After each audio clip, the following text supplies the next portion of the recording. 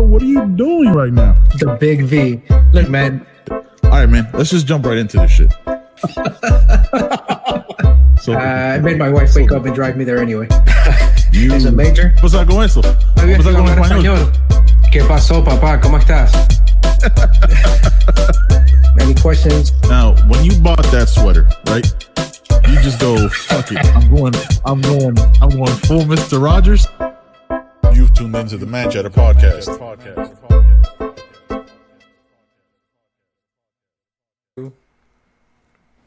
And we're live. All right, motherfuckers, we are back. We obviously have a couple more people on the podcast today. We got our good friend Chris over there to my left. However, let me see, right here. Is it right here? There it is. Yep. Okay. We got Chris and my cousin Steven. He's the one that's dressed up like a fake ass hazmat. Not sure why he's wearing that mask, like he's about to go painting. But we're about to talk some shit. 3 of us have been drinking, and one of us is drinking wine that his wife let him have. Hand sanitizer too. Boom. All right, so that's what we're doing. First off, let's kick it off. What's up, John? How you doing, bud? I'm good, man. This is round 2 with Wirecast, trying to hopefully we figured out this drop frame issue that we had yesterday where we looked like a Chinese movie. Everything was dubbed. Sound wasn't in sync with what with my lips. So we'll see. I think I got it figured out. And I'm feeling nice. It looks pretty good right now. All right, Chris, what's going on, brother? How you been, man? I'm good, man. I'm just taking it day by day. Obviously, I haven't left my house in a week. I think my wife's about to divorce me because I haven't gonna work. Yeah. Just straight chilling. So what's it like? And oh my bad, I got to check in with the ginger. I didn't mean to erase you in this podcast. I'm here. Keep it going. I'm here. He is here. You dirty bitch. All right, man. So what's going on over there by you, Stephen Robert Stephen? So I mean, supermarkets are pretty depleted. We got a lot of those Latino beans in a bag over here because they don't know how to cook them. So we're good. We got. You gotta soak them, man. You gotta soak them first. Yeah, they don't get that. Key, all the beans in a can are sold out, and we have beans in a bag, and they will continue to be selling because nobody knows how to make them up here. That's true. So I'll ask both of you guys. Steven can go first. Like, what is this like the craziest shit you guys have ever seen? Yeah, man. Like, I know when I go out to stores, like it feels weird. You know what I mean? Like there's just like this weird feeling of like you don't know what's coming. Like we've all experienced hurricanes. We all know what that's like. You know what I mean? It's a set time, you see it coming. But this is like a weird thing where like it's a wave that's coming at you, but you don't know when or what to do about it. And nobody really knows. Yeah, well, I mean, I'm pretty sure you do know, but I work at a restaurant. And yep. Well, I guess I did for the time being, and we closed today for the next 2 weeks. So, yeah, no, it's definitely fucking strange because I haven't not gone to work all the fucking time for like 15 years. So, yeah, it's strange out there. The gun shops are people lined up outside the door. I am in the South, so I mean, you can expect it more than normal. I don't like the way John's looking at my lips on the big screen. He's making me feel real uncomfortable right now. Oh man, I'm doing the LO. You know the LL Cool J, baby. LL Cool J. Just wait till I get on my second glass. Woo! I'm gonna hit you in the DMs. The compliments come out then, boy. Yeah. Yeah, no, man, it's fucking strange. It's just the whole the streets are empty. Atlanta's empty. Everybody's at home. I'm homeschooling, bro. I'm tired of these kids already. I already put one in suspension. I can't deal with one, and it's like outdoor suspension. It's fucking ridiculous. Expelled. Get out of here. You have to kick him out of the house. Jesus. I'm like, dude, you got outdoor suspension. Go back to school. Yeah, for real. Send his ass back to that coronavirus infected school. What's up, John? Yeah, man. I've been home for about a week now. initially I was supposed to work from home until April 3rd, I think, for a couple of weeks. And yesterday or on Monday, I got the notice that we're working from home until April 19th. So we're just on liberal telework. April 19th, the kids are supposed to be on spring break next week. So this week was a regular week of school. They're home. Next week would be their spring break. The week after that, they're still at home. And we'll see how things develop here in Ohio. Again, this was one of the states that took kind of early action to close schools and businesses and things like that. But there is a possibility that they could extend it and that schools could be closed for the rest of the school year. So right now, they have extra work to do to keep them busy so that they don't, forget and lose. In 3 weeks, they can lose a lot of the stuff, especially my son who's in honors and he's going to algebra next year. And a lot of the kids are in the same boat. You don't want them to kind of fall behind and then pick up in 7th grade algebra and be lost. But none of the work counts, which is good. But it's just work for them to kind of not fall out of the habit of doing work and keeping their mind busy.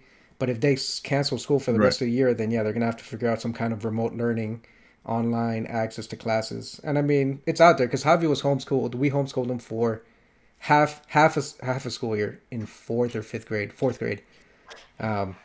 Okay. But he wanted to, and the important part of that is the socializing aspect, like because homeschooled kids don't get to socialize. Your parents teach them, and in 2 hours he was done with the lessons instead of 7 hours in school. But he just wanted to be around his friends, and so we put him back in school the second half of that year because that was the year before we moved up here to Ohio. So I did the I know your pain. I know your homeschool pain, or not me. I should say my wife knows your homeschool pain. I wasn't around for it. I just heard the stories. Yeah, no, I homeschooled the kids for half a year too, and it was exactly the same. They started, not socializing well. They were just it was strange, and so I was like, they got to go back. Yeah, he's got a lot of energy. He's one of these kids that likes to socialize. Like that's what he does. He has a lot of extracurriculars, the stuff that he's doing with, we talk about it with acting class and stuff like that. So he needs to be around other people. That's how he gets his energy. His creative energy. But you guys working from home, so you guys weren't you not like cam girls before this whole thing? So working from home is already there's no big change. No, I was a cam guy.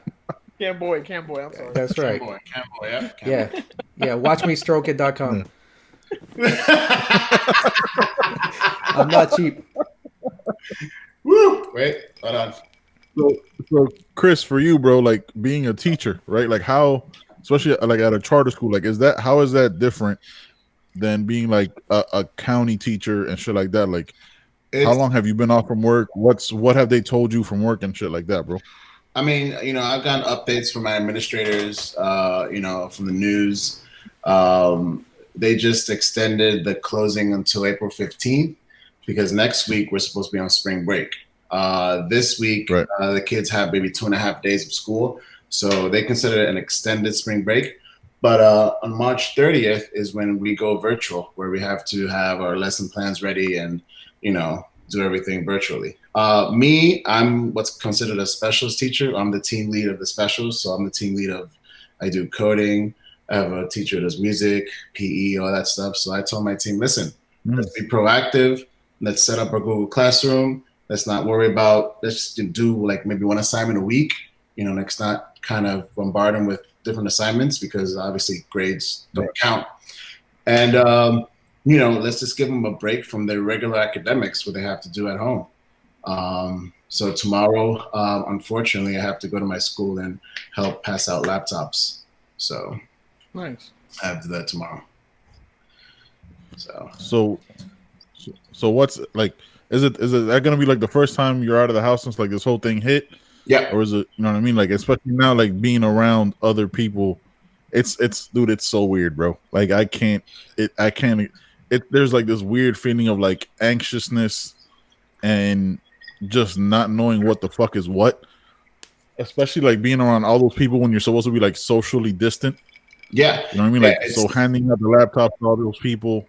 Yeah. So what's your plan for that, man? You know, I just have doused myself in hand sanitizer and make sure, you know, keep your distance and whatever. Just make sure I'm being proactive.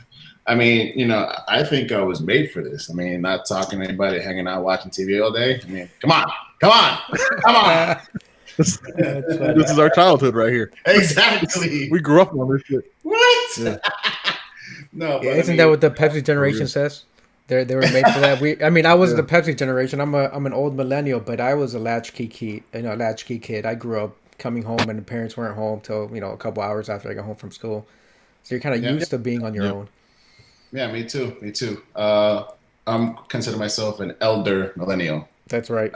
Wiser. Yeah. Elder. I think we all are. I think Steven's the youngest one. No, wait, but I'm pretty sure I had classes with Chris. So yeah. Well, yeah. Listen, class in 2004. 2004. Yeah. Steven, watch your mouth or I'm gonna call your wife. I'm gonna put you in your place. Hey, honey, you want to take a trip to Ohio and beat some white man's ass? White man, look, I just got a lot of lighting on me right now, okay? Look how brown I am. Mira, cabrón, soy venezolano. Oh, he's Venezuelan. The ones that think they're better than everybody, though. Oh, come on now. We know we're better. Come on, you gotta get it right. Their Spanish is really good. They're like, they don't even say thank you. But I also have Colombian blood in me, all right? So that's the humbleness comes at some point. I have Colombian blood in me too, so yeah. All we need left is to hear that you're Argentinian, and that's it. Then you're like the Mecca. Oh, no. Like, no, I hate Argentinians. Fuck them. Sorry if you're Argentina, Chris. I'm half Colombian, half. Hey, real quick. Hey, I've never met anybody that likes Argentinians. Like there's nobody who likes them, right? No. Yeah, right. And because they're like half Nazi, they're also half Nazis. So there's that part of them too. Where like all that's the where Nazis they all escaped, left Germany right? and went to Argentina. Mm-hmm. Yeah, they all fucking escaped. Hitler's probably hanging out down there. It's like I was watching some show like Chasing Hitler, and there's like in like these mountain towns, it's like completely German still to this day. Like they don't looks speak beautiful Spanish. there. It's complete. Yeah, of course you would like it. You son of a bitch. Yeah. See that? Yeah. Beard, man. Careful. See, this is what gets us kicked out. Hey, let me ask you guys a question. What up? I know this is kind of off topic, but did you guys already have don't a have any podcast topics. about fucking Wei Chang and Joanna fighting? We did. Both of We you. did. We can talk about it. Wow. I thought Joanna won, by the way. Respond, bro. Because I have a lot of kids. You have 3. I have more kids. You have one more than Chris and Jonathan. I got. No, Chris, you got 2, right? Chris, you got 2. Yeah, I got 2. Yeah, I'm a sociopath. All right, we can talk about it real quick, though. Steve, what are your thoughts on it, bro? First off, I thought Joanna won that fight. Disagree. Obviously she got a hematoma on her forehead and then looked like Mastermind, but I mean, Megamind looking good. Megamind, thank you. She looked like Megamind, and I get that, but I thought that Joanna was lacing up. Oh God, why can't I always forget her name? Zhang Wei Li. Zhang Wei Li. Zhang Wei Li. I don't think that she did it. I thought she let in a couple of good counters, but I didn't think that there was anything there to win the fight. I thought Joanna won that like easy. I was like, wow, I can't believe it. She's back. And but that's the way the UFC rolls. It's almost like that John Jones fight. If you're not completely like destroying the champ, you're not gonna win. But she was, man. She was lacing her up. Agree. And one punch gave her that hematoma because it wasn't a series of punches, right? It was one punch and it blew up. And obviously she kept getting hit, but that's all that did it. One punch, and it wasn't really something that affected her. Whereas Joanna caught Wei Li with a few good shots where her legs wobbled. I mean, you saw her, and she didn't really go after her and try to finish her off, but she was constantly putting pressure. She was constantly attacking. Wei Li would come and maybe get Joanna on her back foot, but she would come right back. And that hematomas, like Ben said, you can't rearrange someone's face and not win the fight. I think that played a lot into it. Yeah, I think it was that one punch. I mean, I feel like if that punch never happened, it may have went the other way. I mean, it's crazy that we're talking about the co-main event. It was a solid 2 punches though, because there was the other one that like rearranged her nose too. Okay, like they hit each other. Like Wei Li Zhang hit her like 40 or 50 more times, and with more power. Joanna was the best Joanna's ever looked. Right? Like we went through the numbers. Where like total strikes and leg kicks, Wei Li had more strikes. No, Joanna landed more. Oh yeah. Also, at the end of the fight, it was. All right, so Joanna, it was like 6'10" or like 5'80" or some crazy. It was an insane amount of punches, right? Yeah. But you put that aside, right? Like it was pretty even. It was 3-2, 2-3, right? For me, like I said on that podcast, I was good with whoever won that fight. I was good if they called it a draw, and they had a rematch. I didn't care, right? I think they should have a rematch anyway. But if you see Joanna, I think the difference is Joanna's face. You can't lose a fight. You can't win a fight and look like that. It just to me, it does. You know what I mean? Like it doesn't make sense. I mean, her face got rearranged. You can't go in looking like Joanna and coming out looking like a Pixar character, like or Disney or whatever Megamind is. You're right. Megamind, she came out looking like Megamind. I mean, and talking about the main event on that one too, I also feel like I thought Romero won. I don't think Romero did enough to win, but I sure as shit don't think that Israel Adesanya's chicken ass running around the ring in the 5th round should have won him a championship either. Yeah, that wasn't a tactic. That was he felt Romero's power and he didn't want to come in after that. Dude, when he punched him in the 1st round, he held his eye. That was it. He was done. He didn't want to test any of that. And Romero tried to bring him down. We talked about this, right? The takedowns, which Adesanya stuffed. But then as he would come back up against the cage, Romero would get 3 or 4 shots in, and instead of trying to engage, Izzy was just trying to backpedal and get back to the middle of the ring and not engage at all.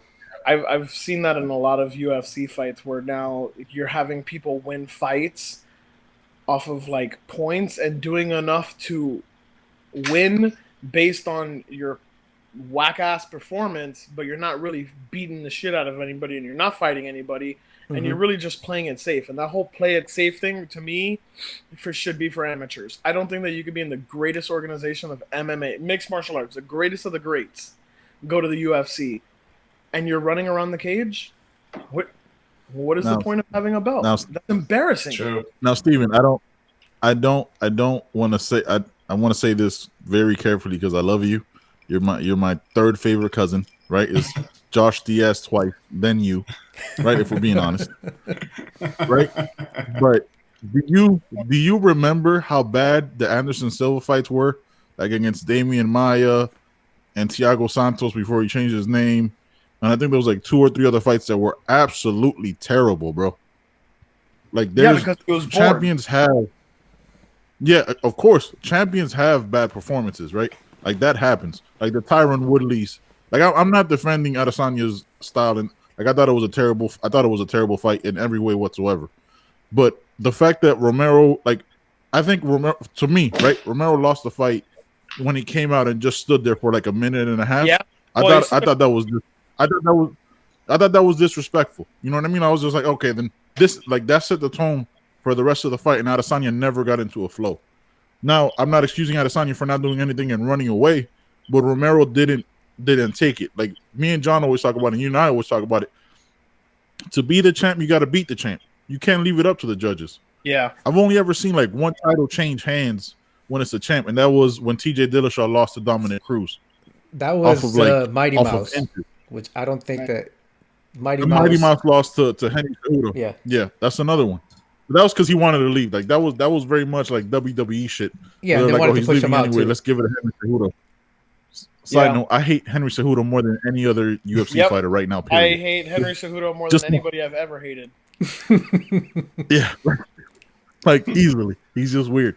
But it was a terrible fight. But it was 4-1 going away because just of the inaction and just the leg kicks is what won Adesanya that fight. It was a terrible fight, and he probably loses to Costa in his next fight. But that's a fight I want to see more now.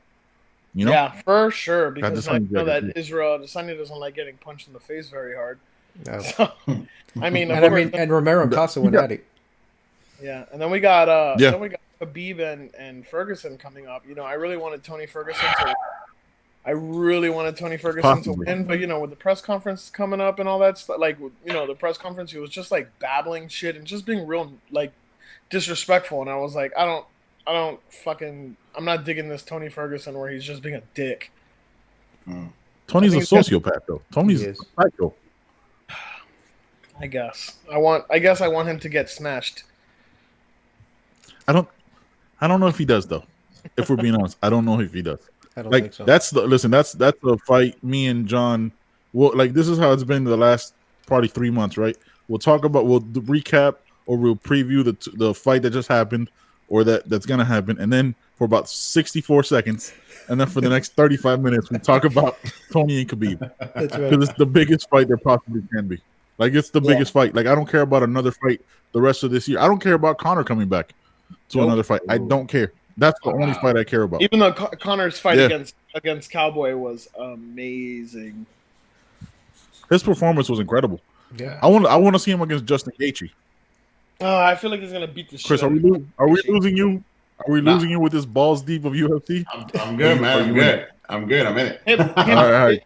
Is it a fucked up a comment to make if I say that I think I should be receiving teacher salary for having to watch this monkey ass group of kids? I think that's fair, man. That's fair. Like at least give me 50%, please. Somebody told me, you see how hard it is? I go, listen, I never in a million years ever said that a teacher's job was a cakewalk, 1, and 2, I never signed up for that. I never, ever. I don't even like my own kids, let alone somebody else's. Somebody else's kids, right? It's crazy, man. That should be a millionaire's job right there because it's stressful, but you know, I wouldn't change it for anything else. You know? It's one of those things. Anybody mention how nice hair plugs are? Your hair plugs? Is that what you said? Yeah, John's hair plugs. My hair plug. Listen, dude. We talked about this in the last episode. All right, coconut oil and castor oil. I know you love the hair. That's right. You see the luster, right? You see the luster to this? It's gorgeous. I feel like they only sold castor oil. Luxurious. And it's gonna fall off here in the next couple of years, so I gotta take advantage of it while I can.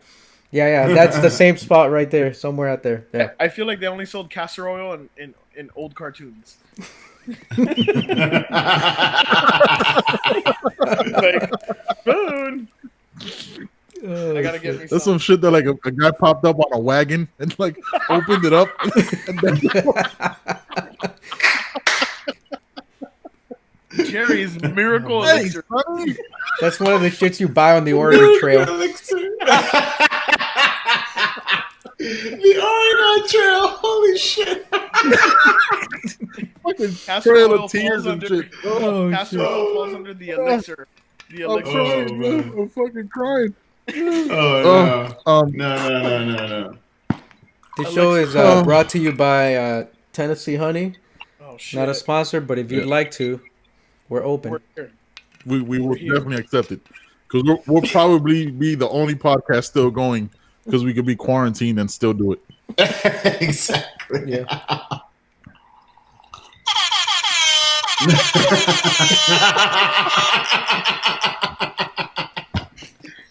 Yeah. Anytime you try to make a John Jones reference, boy. that's what's gonna happen. I'm out. That's Yeah. Perfect. Hey, Chris. So what's the deal? What's gonna happen? Let's try to reel this thing back in real quick for a couple of questions. Yeah. Steven had to go pour himself another glass of wine like a little bitch. So what happens now with your job, right? Like I know tomorrow you got to go hand out laptops and stuff like that, but as far as the school year going forward, like you know what I mean? Like are you guys gonna get paid for the time off? Like what's the plan for all that, bro? Because that's some scary shit. Like that's the part that nobody ever like talks about, right? Yeah, Everybody's just like, oh, the virus. the virus. But now, our superintendent said, hey, we'll still get paid. So that's good. Everything's going to be virtual. And I don't see, students going back to school. Like, I think this year is just canceled. Honestly. That's a win-win to me. Do you think it'll be that way? You don't see it? I mean, I don't see it coming back because like the number, if you watch the news, I mean, try to watch, CNN or whatever, but the numbers keep rising. Yeah, and I watch them here for Ohio, so yeah. Yeah, so your primaries got canceled. Yep. Right, so it's real pandemic, and it's real, and I see all these like fucktards at the beach, and they're saying, "Oh, stay home," but these fucking millennials. That's such a Miami. Not us, obviously. And Clearwater, it was in fucking Clearwater. All the people, I'm on the beach, and Miami Beach, like, oh no, if I get sick, I'll be okay. Well, fuck you. What if you touch somebody that's older? Like, this society has gone to a point where it's all about me, and it's fucking ridiculous. They don't think of there's no sense of community anymore. I know, man. And I think that's the problem. There's no beaches where I think a lot of nobody's out. Look, I think a lot of what it is. I think a lot of what it is like a lot of people don't think it's real, bro. Exactly. A lot of people think it's all bullshit. So it's a lot of people like, oh, bro, it's not real. So why do I gotta stop my life? What do I have to do all this shit? Because it's all media. It's a media hoax and all this stuff. So that's where you get like the ignorance from. Exactly. You know what I mean? So like that's why you have people going to the beach. It's fucking crazy, bro. Like it's insane, man. It is, and I was watching this documentary where this guy was like, because everybody's buying toilet paper, I mean, I don't know, and it's the sense of control because we can't see it and we can't control it. Us as humans have to control something. That's the only way to control it. So we're controlling toilet paper. Controlling toilet paper, buying shit that we need, but my wife went to Publix and she came home crying because everything's like, there's nothing there. Everything's gone. Everything's gone. Yep. This motherfucker.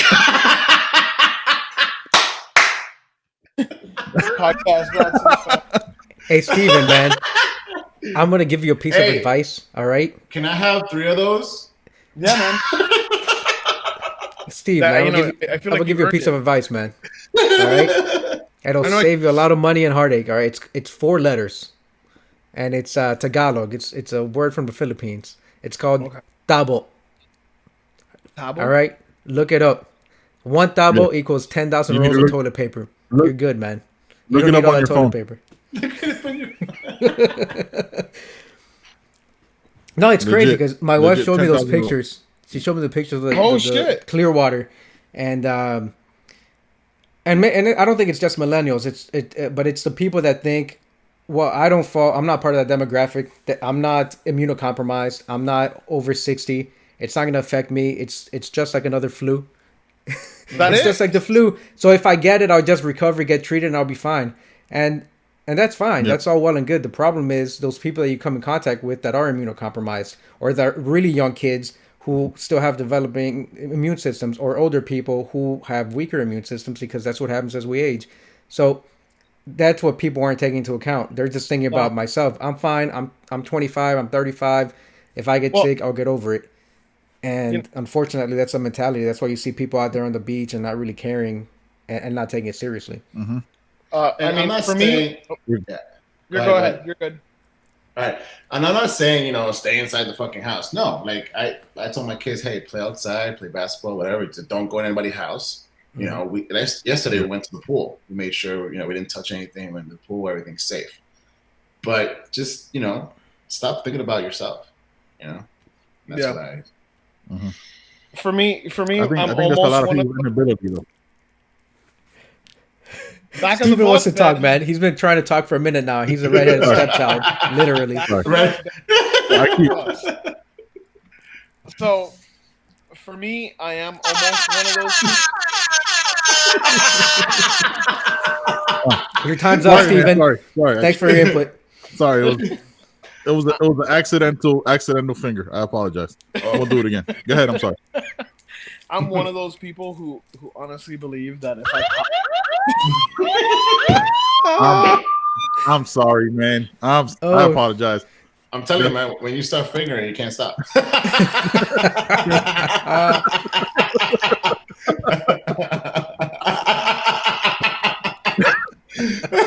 He just leaves the roll of toilet paper there. I'm gonna have all the props tonight. Oh, whoa, there you go. There it is. All right. All right, go ahead, man. Go ahead. I have all the props in the world over here. So I'm one of those people that believe, like, if I catch that coronavirus, I'm going to be just fucking fine. You know, nothing's going to happen. But at the same time, I have a 2-year-old at home. So, like, going back to, like, what Chris said, be fucking considerate of other people that can come in contact with you, because I know I'll be fine. And I don't know if my 2-year-old would be fine or not, but, I mean, I'm not willing to risk that. Mm-hmm. Absolutely. I mean, it's not worth that risk. So, you know, just don't be a dick and just start going around everywhere, because you have no idea who you come in contact with. Even if you're 25 and you don't have kids and you have a sibling, so you're an uncle or you're an aunt, and then your sibling comes to your house with their baby because they believe that you're smart enough not to be a jackass and surround yourself with a million people, then you just put your family at risk, you know? Yeah. So, it's just fucking... Don't be a dick. Why is this so hard? Like, Jesus Christ. It's incredibly difficult. It's incredibly difficult for people not to be a dick. I myself am a self-prescribed dick, right? Like, you guys have seen my social media. Yeah, you guys prescribe yourself lots of dicks. It's what I do. You got a lot of real conservative friends. No one caught that except you, but that's okay. Yeah, I've been waiting 30 episodes for you to be funny, and you finally did it. I guess I just need a little bit of Jack. Let's clap it up, guys. Let's clap it up. Yeah. But no, I do have a lot of conservative friends. Where's the? I do have a lot of conservative friends, but like, at no point would I be like, "Oh man, I got the corona or whatever. Let me go cough in your face or just be careful." You know what I mean? I'm talking shit on social media or giving my opinion, yet given it rubs people the wrong way and shit like that. But I would never purposefully or, you know what I mean, not care about other people's well-being. Like, that's just insane, bro. Like, it just the carelessness of people, because like the word got out when it first popped off with mid-January, right? Like the third week of January. Man, it's just like the flu. Yeah. Then you come to find out it's not just like the flu. Like, there has to be that level where like it doesn't have to be like a panic, but it has to be the right amount of information and not being careless. You know what I mean? There has to be that part of it. And there was never that kind of directive from anybody in the government, right? Because first, people didn't know, even though you saw it coming since November, right? People didn't know. People didn't get the direction. So yeah, I have a problem with that, bro, and I'm gonna voice it. I guess I serve this country. I vote every fucking time I can. I have the right to say whatever the fuck I want to say. You know what I mean? Don't roll your eyes, Steven. So what if I was in Hawaii? All right. We all know you served your country, you fucking shit. Also, I added to my gun collection this week. I bought a shotgun this week, and I noticed how many. Dude, there was like 60 people getting ready to buy guns. Yeah, there's no when ammo. when I was there, bro. Like there's no ammo anywhere, none. Like, all I got is birdshot for my shotgun, which is fine. I won't miss. But I'm not happy about it. Yeah, no, I got my 9s too. I actually counted all my ammo because I'm going to your house if it really does pop off, since you live where, I don't know, like there's like a population of 6. And so I've decided that I'll just drive to your house, and I got 1,000 rounds. I got AR rounds, so I'll be all right. Yeah, I mean, like the closest people to you are what, 65, 75 years old, so they're all using walkers with the tennis balls on them, right? The villages.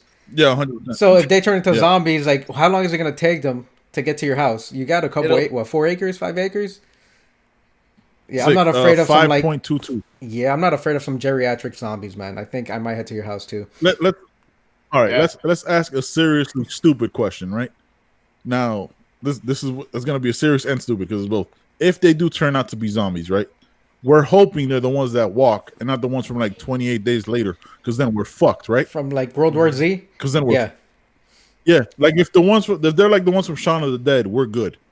But if they're the ones from like 28 days later, it's over for us, right? Yeah. Because none of us are good. First of all, they don't. This is the thing they never talk about doing these zombie movies. We're fucked. First of all, they're dead, so they don't have to catch their breath, right? So they could just run. They're all fucking Kenyans. We're fucked. Right? Like, and my best day when I was running cross country, I could never run that fast. Exactly. We're fucked, pretty much. I feel like if I tripped you, point, it would be enough. If I tripped you, it'd be enough to feed about 75 zombies, so I'd get a long head start. You know what? Wow. Just shoot me in the head and let them eat and save yourself. I'm cool with that. I'm gonna shoot you in the. Don't let me turn into one of them because I'm coming after you immediately. You ginger. I'm gonna shoot you in the leg after what you did to me in Panama 20 years ago. Cinnamon, you fucking cinnamon stick. Wait, what happened in Panama 20 years ago? Yeah, I locked him. Tell him what happened, Steve. So we go to this fucking, I don't even know whose fucking house it is. It's the first time that I've even been out of Miami, or actually my house or the projects. So, you know, the projects in Miami are really different than the projects in a different country. Like I don't even fucking know. So Ben thought it was a great idea, him and my older cousin Carlos, to put me and my brother and I in the back of a trunk of a Beetle and then bounce it up and down. Well, the old Beetles. So in that whole thing, the owner of the vehicle came out, and I was in the trunk while he was yelling, and they fucking took off. And my brother and I are in the fucking trunk, and I don't even remember. It's probably 100%. Ben who came back to save me because he does have a good heart. So yeah, he came. He popped. I think it was. He pops the trunk, right? That's all he does is he presses the button, pops the trunk, and takes off running again. So I gotta jump out of the trunk with my brother, and we gotta take off. And it was scary because the guy was like a foot away from me. Yep. Yeah. We're pretty crazy. So how old were you, Steve? Like 9? I was 9. Put some hair on your balls. You're fine. There you go. Perfect. So, but you learned your lesson. You're a gun owner now. Yeah, just shoot. I'm here playing with bullets. Steven has more guns. I think more guns than we do, John. Like I think you only have one gun. Steven, you have a couple handguns and an AR, right? Yep. No, that's what my next door neighbor is for. He's a diehard Republican. He's got a couple ARs, couple rifles, some handguns. What I never understood. I just have one. What I never understood was God, my cousin. He's my cousin's husband, and he has like about 30 guns. And I never understood the purpose of having that many guns because you can only hold one at a time. Or if you have 2 9s or 2 40s or 2 45s, you can only hold 2 at a time. So what was the purpose like of having Cage, I guess, right? The fuck, you're gonna hold 2 guns at a time. It's like boom, boom, boom, boom, boom, boom. Drop Boondock Saints, baby. Pick up another one. Yeah. I don't know. So yeah, Boondock I got. Saints. It's the greatest. It's one of the greatest movies of all time. Oh yeah. Boondock Saints. Boondock Saints. Boondock Saints. Yep. I'm not saying that I've never seen Boondock Saints. I'm never saying I never saw it. But you never saw it. But you never saw it. But you never saw it. But you never saw it. But you never saw it. That's exactly. Yeah. How are we related, bro? Because your mother is my dad's sister. That's pretty much it. That's true. That is point. Boondock Saints is one of the greatest movies, one of the most underrated and greatest movies of all time, man. Yeah, I've heard about it. The second one is absolutely trash and terrible, but the first one is phenomenal, bro. Oh shit, my wife's coming. When Willem Dafoe was he's in trouble. And there was a fire. You gotta watch that shit. That shit's amazing. Oh, somebody's in trouble. We know that. She's gonna beat him. Holy shit. Don't beat me! I went, get the fuck out of here. Beat him. He deserves it. So Chris, like in this time of madness, bro, like you haven't thought of possibly like we're not those people, dude. Like we're not those fucking like we got gun tattoos and you know what I mean. We're not those gun ho motherfuckers. Like we got guns for purely self protection, right? Yeah, self defense. And to play like around. You haven't thought like. Okay, don't put it near your dick, Steve. What's happening right now? What's going on there? What you don't know, he's not wearing any pants. He's just don't sound up the horn, Ben, because he might accidentally shoot himself. That shit might scare him. If he's got his finger to trigger well, Hey, he might get startled and shoot himself. Oh boy, here we go. Oh, she's gonna slap the shit out of Chris, you now. You haven't thought of I'm gonna go put this away. Like you got a family. You haven't thought of. All right, you haven't thought of possibly purchasing a handgun or anything like that, or that's just not your thing. We're not. It's just a question, bro. Like I'm not trying to tell you no. I know. I don't care. My wife is not a big thing of guns, but if I absolutely needed it, I have people that have that. I say, hey, if you ever need, let me know. So I have access to guns if I need it. So, but in the house, with the kids, because of the kids, right? Yeah, like it's different for me because like I don't have any kids in the house. I don't have anybody like wandering around that can possibly hurt themselves. Like my guns are pretty much in not open areas, but they're like in drawers that are very easy to open. Like I don't have to worry about any of that stuff. Right. Like I know Steven, you got Ryan, who's a little bit older, so you got to be a little bit more safe and more aware where you put your guns. Yeah. Like my shotgun is out.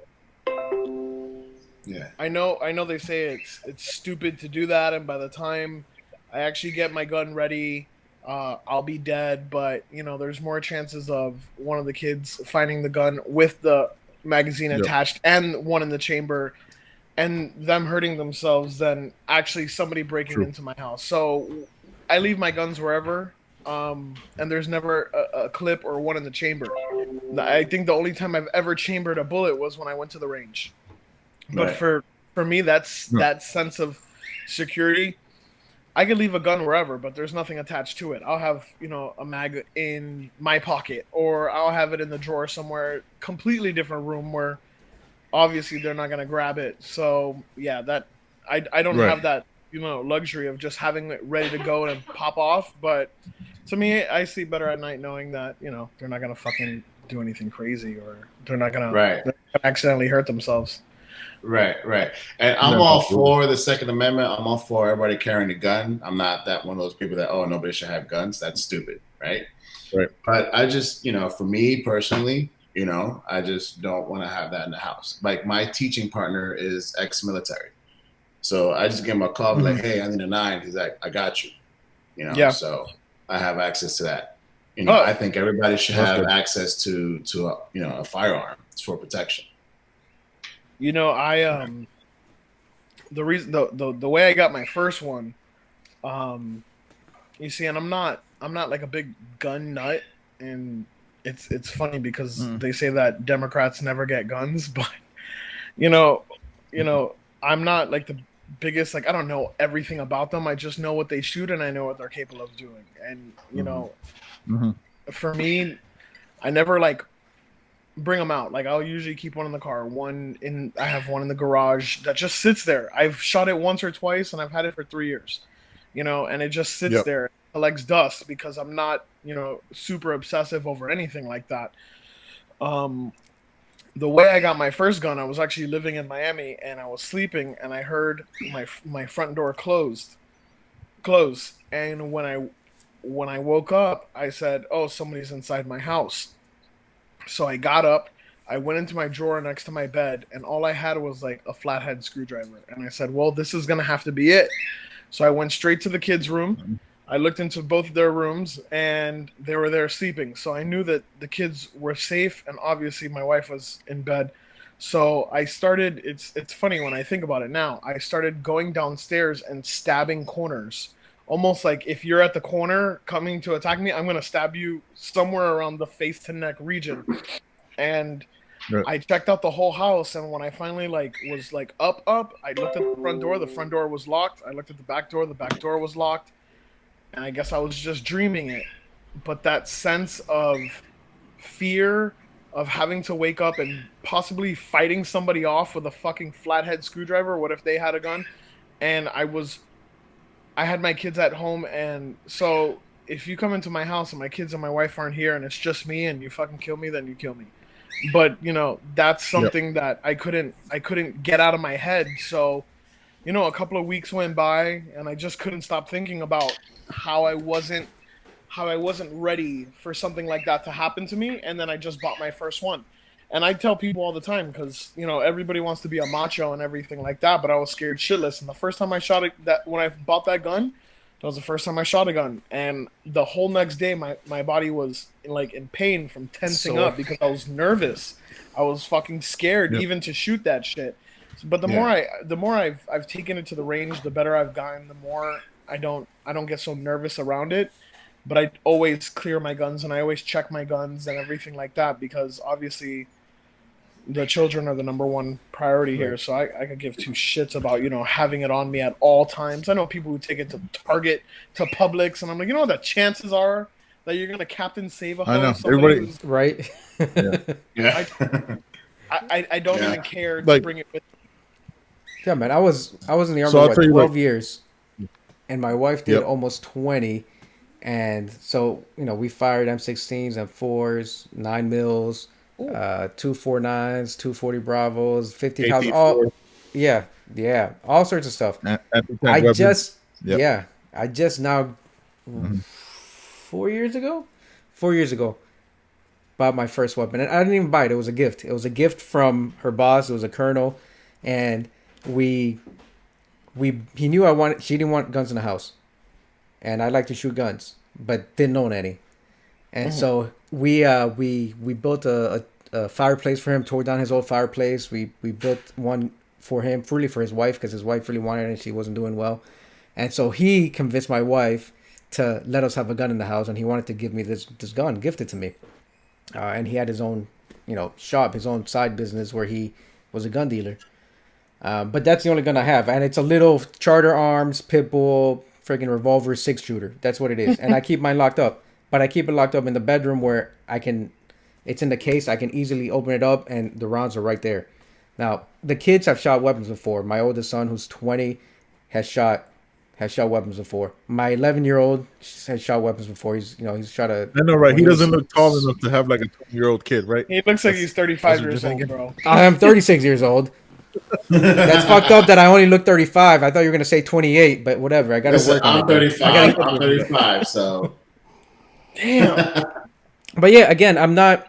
I mean, I have it for protection, and because I like to shoot. And really, I go to shoot it. It's when I visit friends who have 5 and 6 handguns and 2 or 3 rifles, and then we'll go to the range and shoot.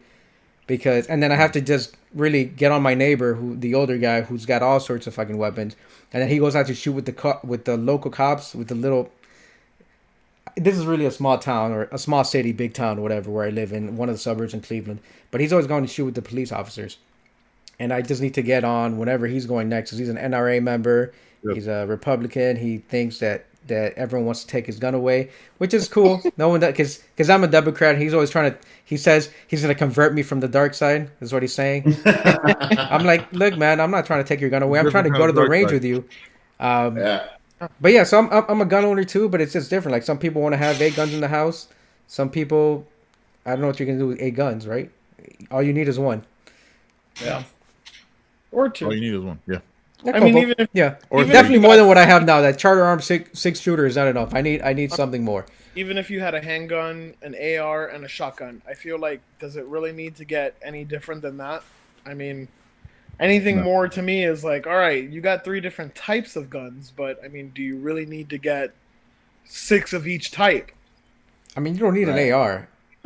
An AR is for fun. It's to go to the range and just shoot shit up. Not to, like, who you're going to protect yourself from. Is the Taliban coming from your, are the zombies coming at you? You don't need an AR.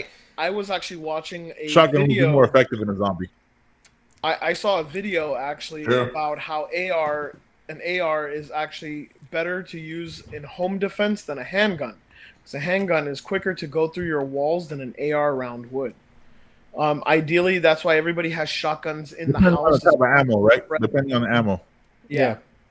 So, but yeah, no. The only time I've ever used the AR was to go to the range and to shoot 300 yards down, and that's all I've used it for. Yeah. And the only reason why I bought it was because it's a Smith & Wesson. You're never gonna use that. It's a Smith & Wesson. Slow motion floor gun. Nice. There you go. It's a Smith & Wesson, and I have some fun with it. Like, I've used it like twice. It's not that big a deal. Yeah. So yeah, no. I don't know. So I have 3 guns, right? I have 2 Smith & Wessons. Actually, I call them like the father and son, because in the car I have my MP Shield, the compact, which is my concealed, because I have my concealed weapons license, and then in the house I have the full gun, right? The full Smith & Wesson MP Shield. And then I also just this week I bought a shotgun. Like, I don't feel like I need an AR. Like, I feel like the shotgun is a better home protection gun, just because, like, let's say if I'm ever not home with the buckshot, my wife doesn't have to be as accurate. You know what I mean? Because it's gonna spray out, so it'll protect her a little bit better. And the shotgun I bought was a Remington, like, TAC 14, which I'm gonna customize a little bit more with the buttstock and pistol grip, because right now it has like a weird little rubber grip, which is okay, but just I feel like the buttstock would make it a little bit more sturdy for her to shoot. And the buckshot, it makes it more accurate, and it makes me feel better that she has that gun, because the handguns it's weird, because like handguns are a little bit more tricky to shoot, because like your sight isn't very good. Yeah, you know what I mean. Your sight is weird. It's not like an AR or an M4 that we shot in the military. It's not like that at all. So it's a totally different sight. So you want to have a shotgun. I think the shotgun is the best buy, and it's weird because it's also one of the cheapest guns you can buy. Like, yeah, like the one I bought was like $329, and you know what I mean. I bought like 100 rounds, but it only holds 4 for like $3 for like 6. Yeah, it's like super cheap, and it's the most cost effective home protection gun you can possibly buy. Like, handguns are cool, right? Like in certain moments, but you have to really shoot them a lot to get comfortable with them. Because in the military, we rarely shot them, right? If we shot like older 9mm and shit like that. Like, we didn't shoot like you shot Berettas. Like, it's a bunch of different guns. Like, a Beretta is very different than a Smith & Wesson. A Smith & Wesson is very different than a Ruger. You know what I mean? It's just the shit I've learned. So like, I don't know much. I know ARs, and I could shoot 300, 250, 200, and all that shit. But I'm never when the fuck am I ever gonna be a sniper? You know what I mean? Like, I need close combat type shit. Like, if shit really popped off, the shotgun would be my go-to thing. Yeah, I mean, you can shoot when you're in the army anyway, right? No, first of all, son, I was easy and expert, sir. I was 30 out of 36 all day. I'm gonna have to recharge. I don't know what kind of recharge it up, bro. All right. Yeah, do it up. I'm still listening to y'all. But speaking of expert, my wife was, I think she was like a 38 out of 40. She definitely shot expert. I was always somewhere in sharpshooter, 32 to 35 range out of 40. Yeah, the best I ever shot was, I think, like a 37 out of 40. But I was like, it always varied on the range that you went to, right? Because you had like different. So how I used to, Stephen, we'll explain it to you real quick. How I used to be was pop-up targets, right? Which is the best shit you can possibly do. Because it shows you how you can really shoot and assess different shit. Like, when you just have paper targets, like if you group, which is something called grouping, where you're just kind of like narrowing and you're zeroing in your sights, is cool. But like when you have pop-up targets and you assess, like, okay, you got to go from a 250 to a 50-meter shot, right? That's very different. And you have to assert the berm and the wind distance and shit like that. If you hit the 300, which popped up maybe 2 or 3 times, that was cool. But for the most part, you were very likely going to miss that one, right? Unless you had it perfectly zeroed and took a perfect breath. So it's almost a better decision to have a shotgun. Like, I don't know if you have a shotgun now. No. Because it's somebody breaking into your house. You know what I mean? And like I told you, like, I don't know much about guns and shit like that, right? Besides ARs, I'm good with that. I didn't want one for the house just because, you know what I mean? Somebody coming in my house, I got the shotgun, we're good. I'm blowing the fucking brains out with no issue. I wouldn't even blink. I wouldn't even like lose sleep over it if we're being completely honest. I kind of would, because I gotta clean up the ass. No. The cops take care of that. The cops take care of that. Forensics. That's what they're for. Do that. Exactly. Take the body out because there's not going to be a head. Like, I'm shooting straight for the head. But the shotgun is just, it makes me feel better. You know what I mean? And doing my research, so like I said, like, I don't know much about it, so I asked friends. Like, I have friends who are cops. I have friends who do like a bunch of training. You know what I mean? Like, shoot every weekend, shoot every day, and all that type of shit. So I asked them, just because I'm very honest about my ignorance. Like, there's shit I just don't know, so I'm cool with asking people about it. You know what I mean? Like, I know revolvers are good, like, because I shot them when I worked security, but they also don't really have a safety. So there's that risk you run with it, which is why you never want to have it loaded. Because it's hammer to bullet. That's it. That's what I got. Essentially, that's what that little 9 that I have is. Yeah, exactly. So there's like, and then like the brand of ammo is different. It's fucking crazy, bro. like again, because like we're not, you know what I mean. Like it's good to have somebody, you know what I mean, that you could reach Who knows out to. what they're talking about? Like, who knows what they're talking about, and you know what I mean. They can loan you a gun, but like it's just, I guess wrapping it back up, not wrapping it up because we're probably gonna go on for a little bit longer. Oh, yeah. But it's at this time, man, like having that weird feeling and that weird vibe of like what's going on. It gave me a peace of mind that I didn't know I quite needed with the shotgun. Mm-hmm. You know, because like now if I'm not home and something pops off, and mind you, like Steven and Jonathan was supposed to come to my house this week. Steven's been to my house. If somebody ever comes to my house, shit really popped off. Because you don't know where I live unless you know where I live. Yeah. Unless you see, and even unless you see Melanie's sign that says "Welcome to the Borges Manor," and it's like, take 2 horses and a right turn when you see the dead goose on the fence. Yeah, if you've reached the old oak tree, you've gone too far. Man. Yeah, really going way too far. Yeah, hey, I had a question. This was like 30 minutes ago, but Chris was talking about laptops. You're handing out laptops here. Was it tomorrow or next week? You're gonna start handing out laptops. Now, are those laptops being used like before this whole thing happened? Were those laptops being used by students on a day-to-day basis? Yeah, it was student laptops. So my school, because it's a charter school, we're still part of Broward County, but you know we get public funding, but it's owned by a corporation kind of thing. Right. So, but yeah, those are student laptops. So they send out a survey to the students because in order to go into my school, you have to have internet access and a laptop. So we sent out a survey saying what students needed a laptop. So we're going to get those numbers and then try to inventory the laptops tomorrow. Okay. Chris, do you have any students that their families can't afford internet? So yeah, good question. You heard of that? Yeah, that was my next question. Like some can't afford it, or I'm the new co-host, Ben. Yeah, yeah. So Ben, where's that horn? I know Broward County they have a contract with Comcast, had given free internet, free Wi-Fi for 60 days for students who don't have internet access. So that's good. That's good. But yeah. So hopefully March 30th, everything will be business as usual. But you know, everything online.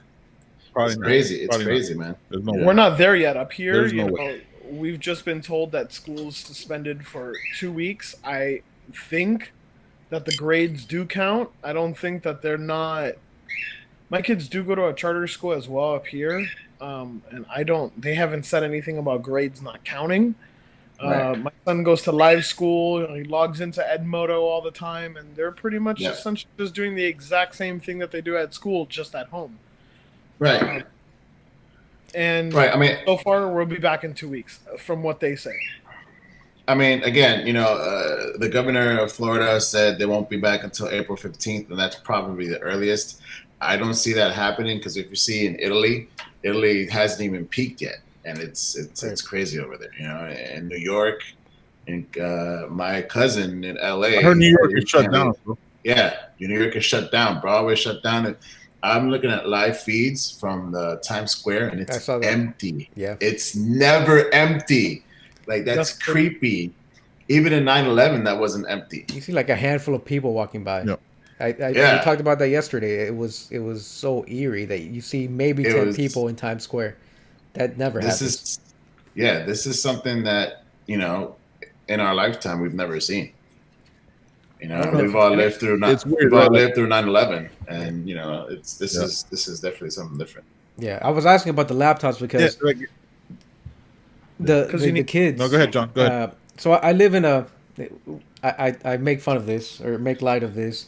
I live in a neighborhood where, you know, it's like 97%, 96% Caucasian, and so my wife and I are Latinos, Filipinos, Asians. So we joke that we make up the entire minority in the neighborhood, right? Our family is the entire minority. And actually, there's like a neighbor who I met trick-or-treating a couple years ago, black guy. So then African-American, Latino, Asian, that's it.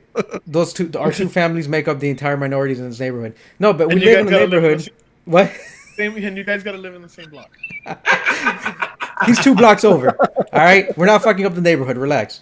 All right, the fucking neighbors would have they would have had a lynch mob right now if we lived in the same block.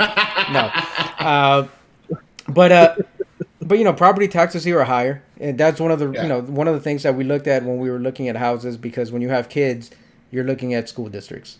If you're not putting your kid in a private school, then you're looking at school districts that have the best public schools, and we pay a premium for property taxes because those property taxes are paying into, among other things, the school system. Yeah. And they just passed a tax levy this past year, which is going to increase our property taxes. Yeah. And it's good through 2026, which is the year my youngest son graduates high school, which is fine. I'll pay the property taxes because that's the reason we moved here in the first place. And we're in Ohio, so you got to remember the numbers I'm going to give you they might not seem high if you grew up in Miami. We grew up in Miami, but the average household income in this area is $98,000, which is high for Ohio, the Midwest, because the cost of living is not very high, or compared to Miami. But $98,000 here is a lot of money, and so we're living in an area where the household income is that much, and the property taxes here are ridiculous. I'm paying $5,000 in property taxes a year. Damn. Yeah. Which is, when we were in the Army, we moved around and we owned a home in South Carolina and Tennessee, and then we bought this home, and the property taxes on those two houses combined didn't add up to what I'm paying here. It's nuts, but it's worth it because the school system is worth it. And we're in one of those schools where they have laptops and they use them on a daily basis. And I think that if this thing goes back, I think they're supposed to return April 6th, according to the governor of Ohio. But if they either cancel schools, and I think they might have to cancel the school year, because the problem is we're in a school where they could do remote learning, because he could just go to school next week or 2 weeks from now and check out his laptop and do his work from home, or just access it at the laptop that we have, because we have computers and laptops at the house. And he's got one in his room, so he could do it from home. But not everyone has that luxury. And I think that's why they're thinking about shutting down schools, because while some people have the ability they have internet, they have laptops, not every family does. Even though we live in a good school district, not everyone, like some people, just like in Miami, right? Growing up, I went to Springs. We have 4,500 students. The school is made for 2,000 students. We were the most overpopulated school in the country. 500. Well, when I graduated, it was 45 out of and it was meant for 2,200, some crazy shit like that. Oh, wow. Yeah. But it was the most overpopulated school in the country when I graduated, so imagine 6,500. Yeah. Yep. But so some people probably lie about their address so they can go to a better school, or some people rent, or whatever they do. They're not in the same financial situation that we're in. And, I think they have to take that into account. I would think, looking at it, I'd say, well, he goes to school, they have laptops, we have a computer at home, we should be able to just extend the school year if we can't go back. But unfortunately, I'd like to say there's a pretty good chunk of the population in that school that they can't. They don't have computers at home, or they don't have the fast enough internet speed at home to be able to get on and do what they need to do. It's crazy that this is doing this to. I mean, people are losing jobs. If you can't work from home, if you can't work remotely, people are losing jobs, or your government employees are getting furloughed. Dude, the malls are shutting down. Right. Yeah. Yeah. Coral Square. I saw Coral Square Mall was shutting down today. Shutting down. Aventura, Jonathan. It's like the hub of everywhere. Venezuelans. Venezuelans. Aventura. That's the mall. Aventura Mall. Dude, Aventura Mall. Bro, I wish I had a fucking cart in the middle of selling whatever the fuck in Aventura Mall. I'll be a millionaire. That mall is always packed. Yeah. And they're closing that shit down. That shit's crazy. Malls were dying to begin with, but maybe not Aventura. I bet it's still packed. Aventura will never die. Until now. Until now. What about Sawgrass? I know Sawgrass was a thing back in the day. Is that still... People are still flocking to Sawgrass? Oh, yeah. Absolutely. I'm sure Sawgrass will shut down, too. But I think... Go ahead. No, go ahead. Go ahead. Going back to Dante's point, Connecticut has the highest property taxes, but they're the best schools. They have the best schools there, Yeah. So it's just, a matter of location. I have a lot of people saying, oh, why do you work in a charter school? To be honest, you know, if I have a choice where I can send my son to a regular public school that's failing or to a charter school that has maybe like a B average, I'm going to send my son to a charter school, you know? I don't have a problem with school choice. You know, a lot of people do. I'm trying to understand why though. I personally, so where I live, there's the left side and the right side. And when I mean there's the left side and the right side, I mean it is like close, like Miami Springs and Hialeah. But like, think of like the first 5 blocks or like the first 5 miles of each town from the canal. And so there's a school here that everybody wants their kids to go to because it's a really good school. So all the houses are really expensive. And then all you do is go down a quarter mile down to where the other place is, other side of the district, and they have another high school there that apparently is like riddled with Mexican gang members, and it's a complete shithole. They still have nice houses. The property taxes is relatively the same. Venezuela's in there, bro. Come on now, Venezuelans aren't gang members. They start businesses. Get the fuck out of here. That's why they leave Venezuela and Colombia to start businesses. Don't talk shit. Colombians too. Yeah, I said it. Yeah, you're right. Venezuelans and Colombians. That's why they leave. Get out of here. Colombians just start a front for their cocaine business. That's not a business. But they started a legit business to cover the cocaine business. They still fucking coin laundry. Fucking coin laundry. It's a business. They sell self. Go ahead, Steve. Go ahead, bro. My bad. Go ahead.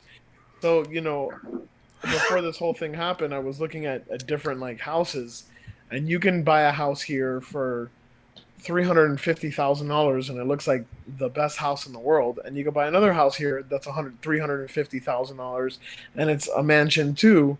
But you have to be very cautious because one of the schools is the hood school and the other one is the good school. And I hate to say it, but the good school is the one with all the rich white kids, and the bad school is with all the Latinos. Listen, that's why I live in a neighborhood that's 97% white. I mean, I'm Latino, but that's what it is. That's a reality. I live in Ohio in the Midwest, and it's not going to be a mostly Latino population. Yeah, there's a part of town that there's a lot of Puerto Ricans and Venezuelans and Colombians. But it's closer to the inner city. It's closer to Cleveland because I am 25 minutes away from downtown Cleveland. The closer you are to the city, the worse the schools are, the less money they get, which is, I think that's where charter schools and school choice and all that stuff comes in, where that's great. You get that choice, and where you get the pushback, I would think, is the people that choose to leave their kids in public schools. But then the funding kind of they take funding away from those public schools, and I haven't... Yeah, I mean, I haven't looked into it to really have an intelligent conversation about it. But my choice was, you know what, I'm going to move to this neighborhood where I know the schools are this way because the property taxes are this way and they're funding the schools, and I'm fine with paying higher property taxes. If your kids go to better school. If my kids have a better school. You know, I was about to buy a house close to the city, but we're going to pay $15,000 to send my son to a private school. And we almost did it. The deal fell through, but we almost did it. But that's the reality. Like, if you want to live closer to the city and have that, and I could just leave the house and walk 2 minutes to the metro station and not have to drive my car, the schools aren't going to be the greatest. They're closer to the city, and inner cities don't have the best schools unless you go to private schools. And I heard from one of the teachers at... God damn it, I haven't gone... Come on, lift your Moscato glass. Moscato. It was apple juice. Rosé, bitches. Don't lie, I was pissed. Hold on. Go ahead. I got it. But Hey, real quick, Steven, I got a question real quick. The only apple juice you should be drinking, that's Martinelli's, right? Is there any other kind? Martinelli's is the shit, though. Let me tell you. Bro, I wanted the fucking... Bro, real quick, why did they make that Martinelli's apple juice in like the shape of an apple? Was fucking brilliant, bro. Because you pop cap and you hear that thing go, and you're like, yeah, boy, this might be that shit. Best thing ever. Absolutely. Does anybody ever think it's called First Blood when you open up a can of soda and you get that first sip and it's better than the whole rest of the can? That's exactly what a whole bottle of Martinelli's is. It's the first sip every time. It's not even something that you drink. You sip on it. Like if the shit was a cognac or something, ooh, sip that shit. You know, going back onto charter schools, one of the teachers at my kid's charter school told me that they get less funding and they get paid less than public school teachers, even though they're better schools. So as far as me, I was getting paid. Right now, I'm getting paid a little bit more than I was getting paid because I was at public school before. So I'm getting paid a little bit more. And when I was at public school, if I wanted to make something happen, let's say if I wanted to order something or whatever, I have to go through all this fucking red tape. Yeah. But in charter schools, I could just ask my principal, hey, this is what I'm planning. This is what I think is good for my kids. Because I do after school STEM club as well because I'm a coding teacher. So a few weeks ago, probably like a month ago, I said, hey, I want to do a weather balloon experiment with my kids. And this is what it is that I showed her. She's like, oh, perfect. Boom, boom. Here you go. Let me know how much it is and I'll order it for you. You know how much fucking red tape I had to go through if I want to do that in a public school? It's just bureaucracy. That's what it is. It's total bullshit, you know? I'm glad that there's a lot more charter schools and magnet schools and stuff popping up, you know, more than when we were a kid. When I was in high school, you only had Miami Springs, Hialeah High, Hog Academy, and the East Hialeah Institute. HML, yes, HML. HML. Okay, we don't want to leave HML out. Yeah. But I mean, you'd be surprised. We don't want to shit on Miami. Yeah, exactly. But you'd be surprised how many people hate charter schools and they think it's like extortion. I'm like, are you kidding me? Hell no. My son in his grade is responsible for picking out the chicken eggs in the chicken coop that they have in the school. That to me is something to stimulate a child's mind more than just, I don't know, kicking a ball outside like you normally. Like, to me, charter school gives you way more flexibility to just be creative and do other things than your structured bullshit of like, hey, we're gonna practice everything for this test. I don't know how I would ever take my kids out of a charter school or not at least check those options out. Yeah, I mean, that's the thing. I was checking out charter school, private schools, and we ended up settling and buying a house in this particular district because of the public schools here, like elementary through high school. The crazy part was we got here and we enrolled him, and he was enrolled. They said it was a little too late, so he couldn't go to the elementary school that he would have been assigned to based on distance. And so he had to go to a different school within the district. But dude, the difference between the school that he was supposed to go to and the one that he ended up going, which by the way, it was like he went to that school for 2 days because they put him on the waiting list. They said, hey, if people don't show up, we'll call you and we can move him to this elementary school for 5th grade. That school looked like it was built in the 60s, and it's just everything was tiny. Like the gym was the cafeteria. It was crazy. It looked like Miami Springs Elementary, right? The little short squat buildings, like. And then I saw, I was like, oh, this is the school he's going to? Okay, I was like, all right. I was like, we'll make it work. We got a call two days later, and they said, hey, there are openings. He can go to his school. And had already seen the school he was supposed to go to. It was a brand new school. It was 4 years old. The middle school he's going to now is 3 years old. And because what they did was they tore down the old middle school and they built over it, and then they extended it. Brand new school. The teachers here have a pretty strong union. Again, that makes a difference, right? Some people are for or against unions, but when you're talking about teachers and certain places or certain careers, bro. Huh? I'm all about unions. Oh, that's my favorite. That's my favorite. Cookie, say hi. Yeah. What's going on? What's going on, nephew? Slap him. There you go. That's it. Just push him out the way. Yeah, there we go. Choke him out. Choke him out. Get him with the dark choke. Hit him with the dark choke. No. Give him the chicken and the 2 pieces of soda. Go tell Ryan it's time for bed. Yes, boy. What time is it? 10 o'clock. 10 o'clock, bro. What did you say yesterday? Yeah, you got school tomorrow, man. What did you say about 10 o'clock? Daddy's going to be the teacher. Daddy's the teacher. So you got to go to bed. You said yesterday. He said yesterday bedtime is 10 time. And I thought it made no sense. It doesn't make any sense. You're right. So make it midnight. You're right. Doesn't make sense. Go get your brother. Go. Hit him with a 2-piece. Hit him with a 2-piece and a soda real quick. That's right. the whole soda. All of a sudden, you tell him to go to bed, and he's acting like he's hungry for his second dinner. Who ate my sandwich? I don't know who ate your All sandwich. kids are my son. Anything to extend that bedtime. What can we do that makes sense to my parents? Oh, if I say I'm hungry, they'll be okay with that. Yeah. Like, oh, you're hungry? Okay. And it's gone. I don't know what to tell you about your sandwich. I definitely didn't eat it. Wait.